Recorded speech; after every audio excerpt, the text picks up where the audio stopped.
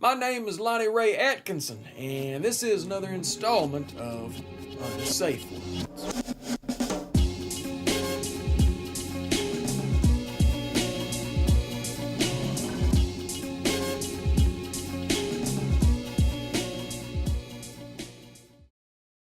Alright, y'all.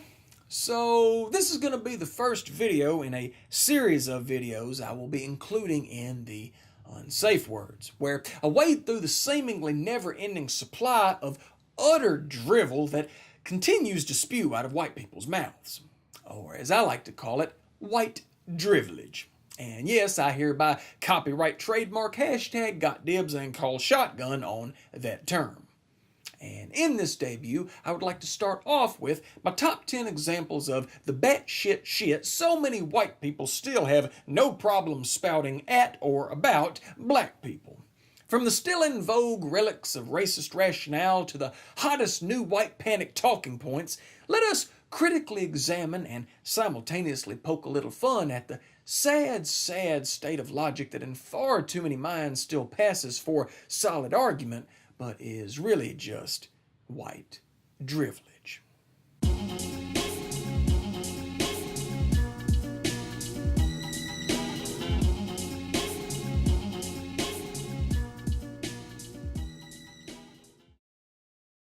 White drivelege number 10? There was a black president. What else do you want? As if they expect black people to go, well, when you put it like that, I guess there's nothing else we want. I mean, it's been smooth sailing for us ever since 2008. And you know, it's true, everything did change. I was in Brooklyn the night of the inauguration, and black people were actually stopping and frisking the cops. I can only imagine all the staff and volunteers running through the homeless shelter in Camden, New Jersey asking, why so down? Didn't you hear? Obama won, and now black is the new Fortune 500. And if that weren't enough, just think of all the bigots we must have lost that night. I'm sure that racists across the country watched the news on election night and thought, oh, well now, that changes everything. Because I totally remember when Bush became president and people automatically began embracing all the half-literate trust fund podunks with powerful daddies. Come on, folks, let's get real. Black folks' lives didn't change just because there was a black president any more than the period in which we had a fat Elvis meant that every pill addict with a hog belly was mistaken for a rock star.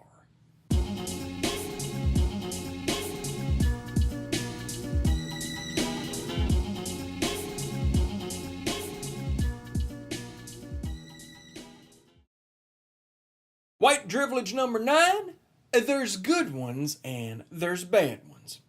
Just like white people. Now, of course, they say just like white people on the end of there's good ones and there's bad ones to cover their asses, not realizing that everyone around them is thinking, you're one of the bad ones. And if you ask them what the criteria is for quote-unquote good blacks and quote-unquote bad blacks, they always just say, I can spot them. Oh, you can spot them. Why, that sounds like a fine policy. Maybe you should share your insights with the police department. By the way, when you hear a white person say there's good ones and there's bad ones, what they actually mean is that the good ones are the ones that don't mind me calling them the good ones. Which also means the good ones are the ones that echo all the other racist shit I say. It's funny how, in their minds, there's so few good ones.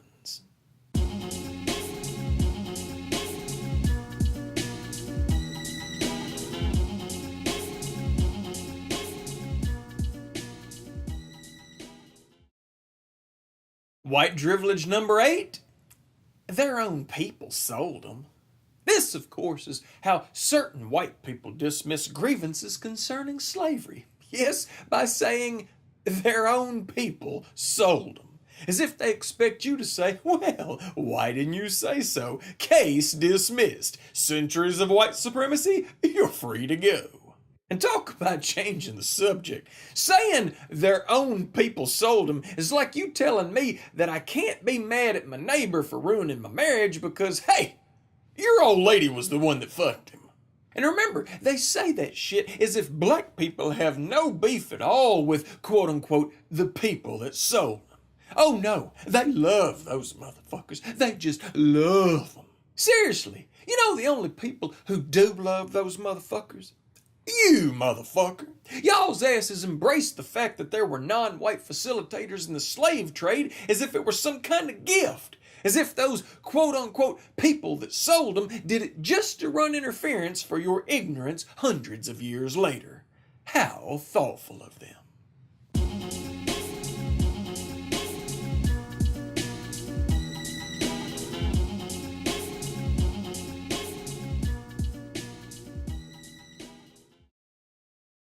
White Drivelege number 7.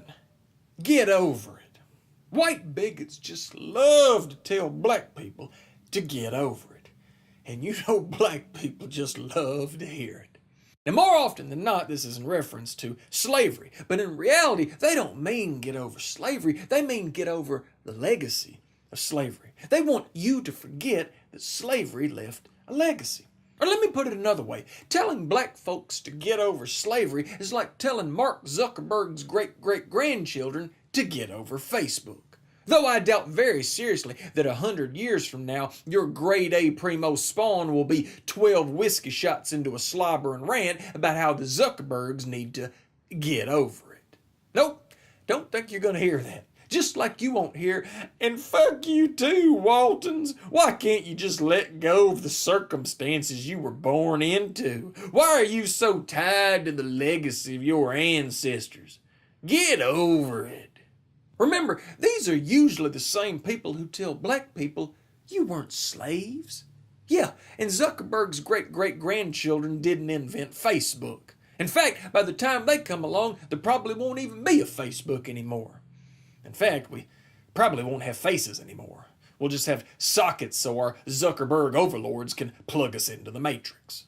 It doesn't matter whether the Walton heirs go on to be productive members of society or whether they just sit around all day naming their pubes. Those circumstances, or rather the legacy of Walmart, will be one of, if not the most important factors in their lives. Moreover, even if Mark Zuckerberg's great-great-grandchildren turned out to be the biggest degenerates of all time, they're not going to suffer any organized or cultural stigma.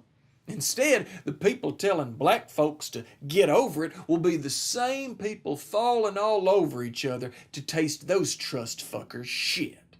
And let me tell you something else. The rich white men you're parroting with those get over it talking points, they're laughing their fucking asses off. Because the only thing a shark loves more about the food chain than telling a guppy to get over it is when a poor white guppy tells a poor black guppy to get over it.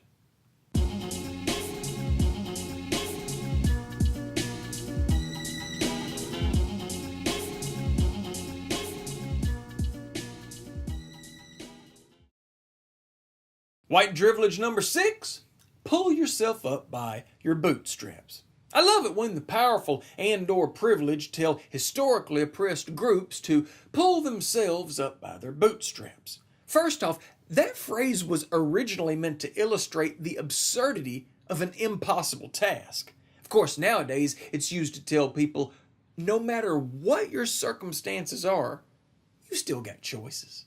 Folks, that's like Jefferson and Washington telling their fellow human beings toiling under the circumstances of slavery that they have the choice to keep a stiff upper lip. And why do I use Jefferson and Washington in that analogy? Because those circumstances have a name. They're called the system. And looky there, the powerful are the ones who shape and maintain that system. So them telling you to look past the system and focus on the choices you have is like them taking a shit in your mouth and then telling you that they're allowing you the choice to brush your teeth.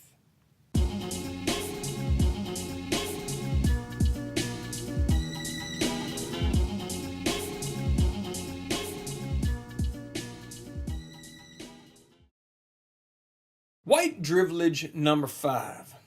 It's okay, I've got black friends. Whenever I hear someone say, it's okay, I've got black friends, I respond with, well, are you not merciful? When you say it's okay, I have fill in the blank friends, not only are you denying your own prejudices and privilege, but you're patting yourself on the back for how great you think you are that you have all these other kinds of friends. But let me let you in on a little secret. If you've ever felt the need to say, but I've got black friends, you don't.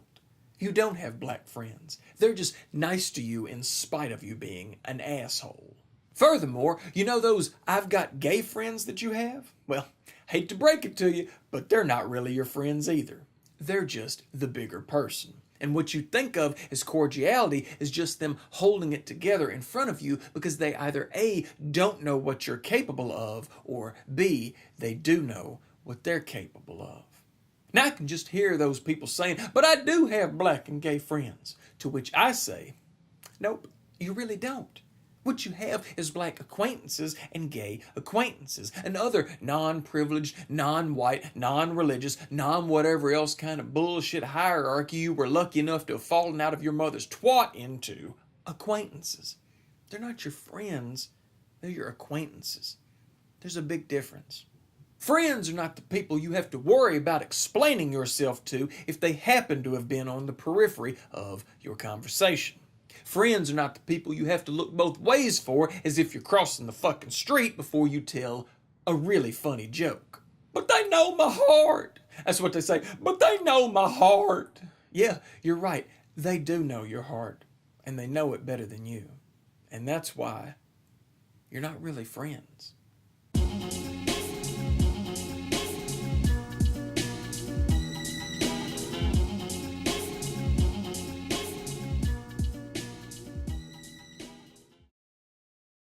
White Drivelege number 4, which is coincidentally the cousin of White Drivelege number 5. I'm not racist. I'm married to one of them. Have y'all heard that one? When white people say shit like, oh, I'm not racist, my boyfriend's black. Or, I'm not racist, my wife's Hispanic. Because everybody knows once you've had a black ding-dong in your cake hole, you can indulge in all the bullshit stereotypes you want. I mean, what do they expect you to say to that shit? Hey, whoa now, friend, that joke was inappropriate. Oh, wait, you've eaten Guatemalan pussy? Well, then go right ahead. Say anything you like. I mean, as long as you've at least dated one of them, it's all good. Folks, being married to or dating someone non-white is not a license to say racist shit any more than being married to a woman is a license to say sexist shit. Otherwise, I could go home tonight and tell my old lady that I expect her to stay home from now on so she can cook and clean for my ass and watch the kids while I run around with the boys, maybe get some tail on the side. And then when she asks why I'm being a sexist pig all of a sudden, I'll just tell her, hey, I can't be sexist. My wife's a woman.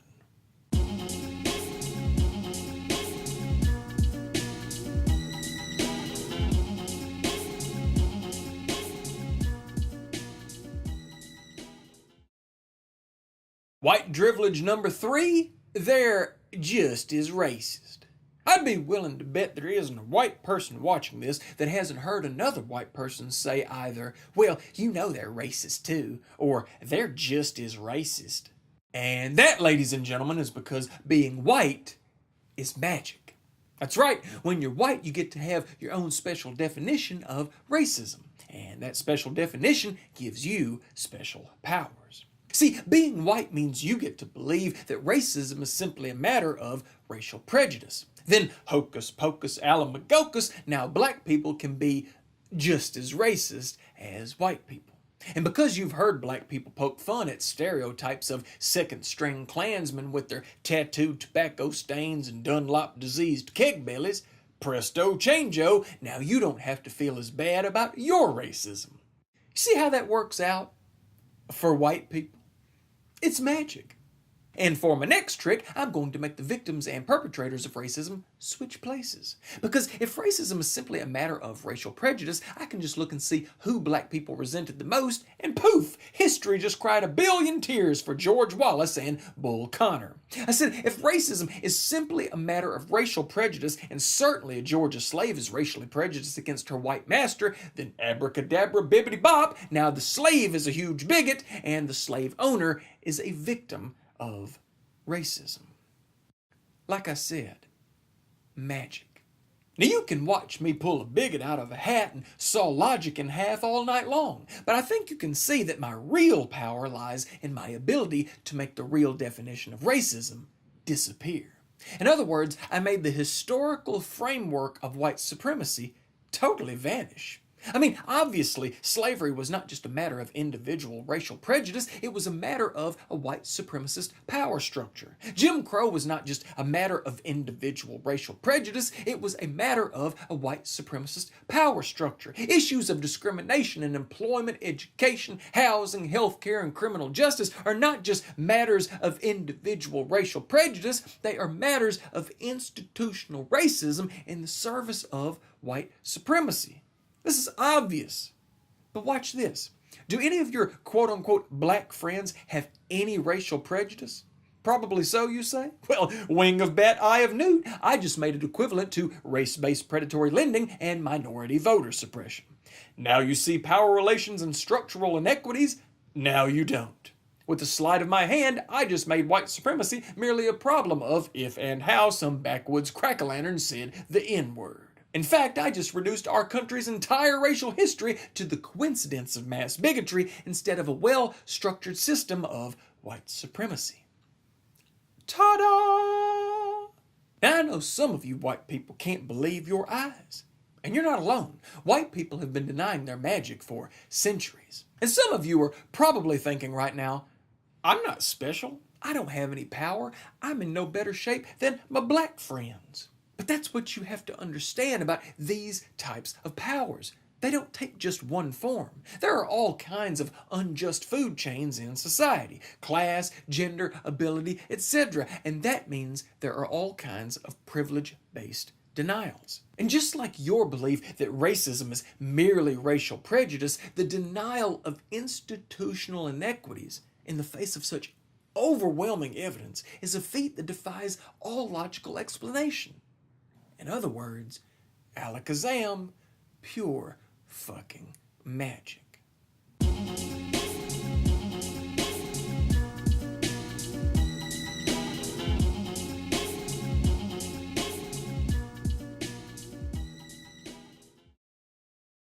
White Drivelege number 2.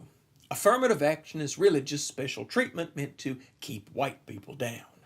Ever since Paula Dean's great-great-grandpappy shot himself after the Civil War, white people have seen themselves as victims. It's true. Every time some institutional inequity has been even half-assed addressed in the United States, white people have yelled, special treatment. As if slavery and Jim Crow were not already special treatment. Who knows, maybe special treatment means different things to different people. Like the way certain people see the progress-minded attempt of affirmative action and break out the social justice measuring stick. And certain other people see the blood-stained fangs of quote-unquote special treatment and break out the garlic and holy water. Y'all know who I'm talking about. The motherfuckers who act like affirmative action is some lost abomination that accidentally got edited out of God's original draft of Leviticus. Which is ironic because affirmative action is kind of like God's will. It doesn't matter whether it's really there or not because they're going to see it anyway. And white men especially. White men see special treatment everywhere. And here's how I know. Because if a white guy gets beat out for a job by another white guy, he doesn't question whether the other guy was qualified for the job, but you know damn well if he gets beat out by a woman or a minority, within 1 hour he'll be 10 beers deep into fantasies of taking that shit to the Supreme Court. And don't even bring up university admissions, because that is the one they think they have in the bag. They think their stance on affirmative action in colleges is air fucking tight. And it would be airtight if it weren't for all the gaping holes in it. First off, y'all want to talk about affirmative action, but not about legacy. You know, where kids with connections and rich pappies get admitted even though they don't have the grades. Because that shit happens every day. I mean, for Christ's sake, George W. Bush went to Yale. Did you hear what I just said? For 8 years, the man couldn't pronounce the word nuclear, and he went to Yale. And you think your problem is with black people? George's whole goddamn life was affirmative action. Y'all want to talk about affirmative action? Well, what about athletic scholarships? Aren't they an egregious form of affirmative action? Hell, that's beyond just getting in. That's a free fucking ride. Unless you're willing to give up tailgating and showing off that carefully painted beer belly on game day, you might want to rethink the rigidity of your position on the admissions process. And what's the word white people always use when they talk about affirmative action? Meritocracy. Meritocracy! We want a goddamn meritocracy! Yeah, you want a meritocracy as long as it's in a world where Asian students don't exist. Oh yeah, they've actually done studies on that shit. White people hate some affirmative action unless it's affirmative action privileging nationality. Because they know damn well that if they open the doors freely to international students, their white asses will be lucky if they can get accepted into Sunday school. That's right, the University of Phoenix is going to look like the Ivy fucking Leagues. I'm telling y'all, there won't be nothing left. You can take all the goddamn prep courses you want. You open the global floodgates on admission, and white American valedictorians will be given tug jobs for an associate's degree. Except they won't be called tug jobs. They'll be called special treatment.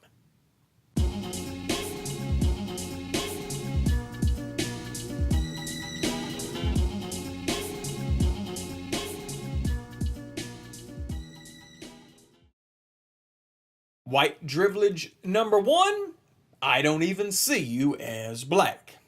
White people, please quit telling your quote-unquote black friends that I don't even see you as black. It's like telling a group of Christian rappers, I don't even see you as whack.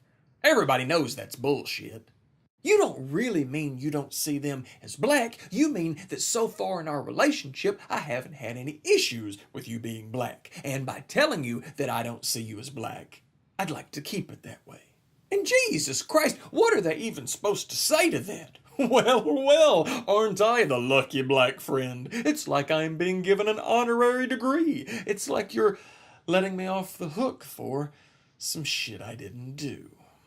See, you're not seeing them as black doesn't change what it means to be black. You're not a dummy. You know this nation's history. Not seeing someone as black is a choice. It's not about what you see. It's about what you don't want to see. It's like saying, I don't want to see the legacy of white supremacy in your life. I don't want to see the struggles you have to face against institutional racism. I don't want to see how any of that has affected you. When you don't see someone as black, what you really don't see is your white privilege, because you have to be oblivious to the ocean of white privilege you're swimming in to say some shit like that. In fact, that phrase, that common phrase, may be one of the greatest examples of white privilege, because although you may not think being white plays a big part in your life, and believe me, it does, being black also plays a big part in theirs. And when you say, I don't see you as black, what you're really saying is, I don't see you.